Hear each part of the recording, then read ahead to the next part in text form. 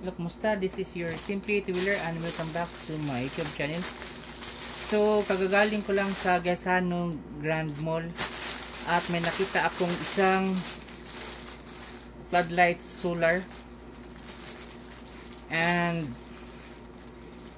medyo nagustuhan ko kaya binili ko. And it is Ecolum LED solar LED floodlight. So kaya ko siya binili dahil yung battery niya is unlike sa mga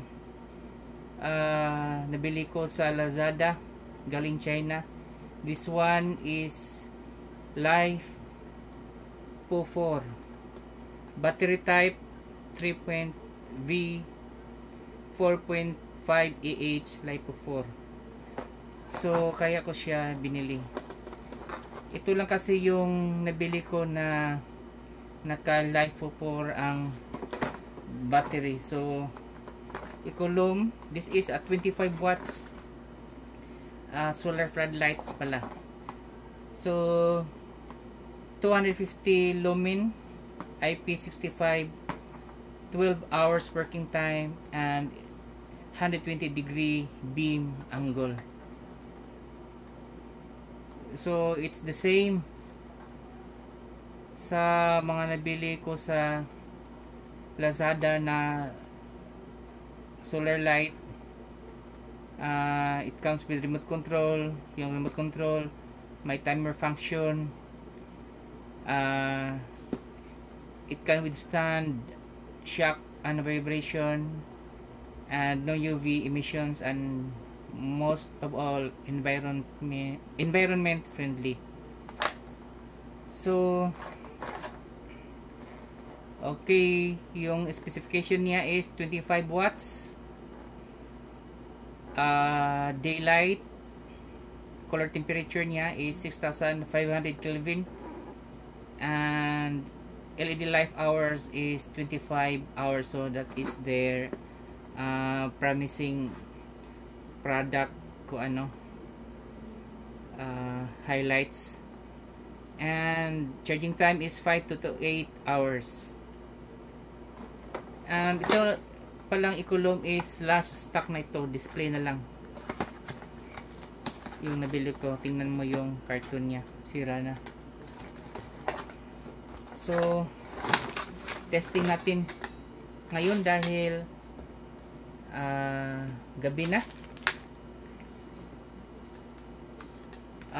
Ito pala yung unit niya, Ecolum. So unlike sa mga ganitong solar light na unbox ko, this one is kahit maliit na siya, kahit 25 watts lang, mabigat siya.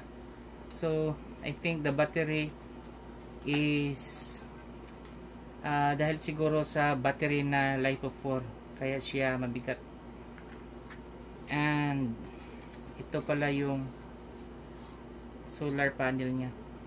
So in this video, testing natin kung gaano ba siya ka liwanag sa gabi. It is at 25 watts. At yun pala, ito pala yung battery niya. Ito pala yung remote control niya. It's the same remote control. And ito yung Dynabolt at saka butterfly nut. So walang pinakaiba. And ito yung bracket. So testing natin. So dito ko siya i-install sa part na ito. At madilim, medyo madilim. So testing natin yung ano siya kaliwanag. On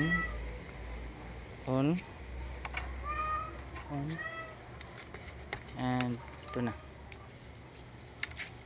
So dito ko siya ilagay sa bandang ito at ito yung distance niya. So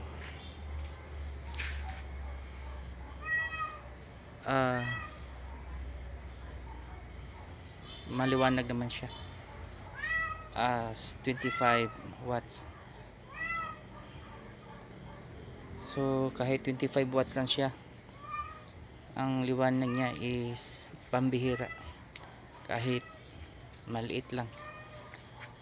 And so enough to light up this part, mga kasimple.